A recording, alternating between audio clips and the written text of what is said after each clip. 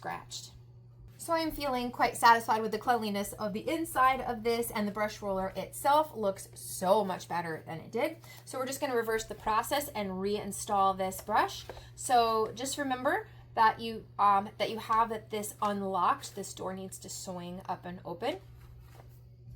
Then you can be inspecting as you go through, make sure that that's clean.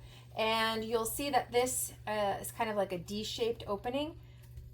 Your little brush here, the bearing is sliding into that, and it only goes one way. It's like a puzzle piece, it matches. So your brush will go in, and this will ultimately match right there. But you just want to guide this little guy over to that shaft that we cleaned before. Okay, press it down, very, very easy, and it's in place. So again, it only goes one way. Just make sure that it's pressed in, and then this door can close down, and then just lock it up, and now that brush roller is good to go. So nice and clean. Everything looks really good. And then the last part that we're going to tackle are the little detail-y things, like the little fuzzies that are in here, and in some cases scuffs and paint. So we also want to make sure that the top of the casing is as clean as we can get it. Keep in mind, this is the part that gets the most abuse, as it's like banging around the house and around the corners and under the coffee table. So you're likely to see some scratching and gouging. It's just kind of comes with the territory. So I do like to give it a wipe down with the rag again. And again, being neurotic me, these little casing crevices, you can go in there with your brush, work that out, utilizing the deeper pile side of your microfiber to get in there. If you still can't seem to get in there well enough, this is where you can utilize your other little brushes and the pokey side, wrap your rag like that, and you can get that into these crevices and sweep them out in one shot. So I really like doing that.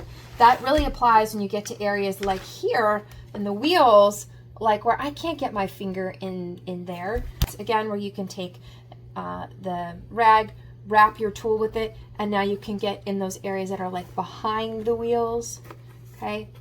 In all those nooks and crannies, that nook and cranny.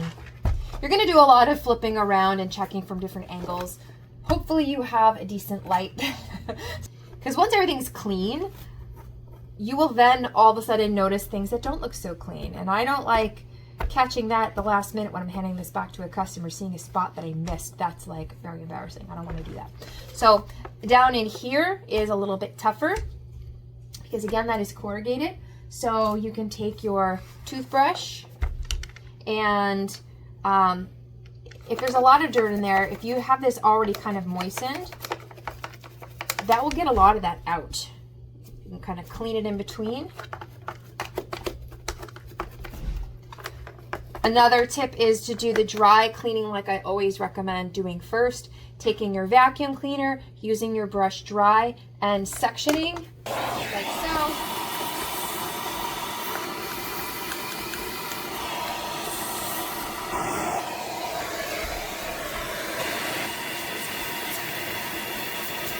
This is hard to film, guys.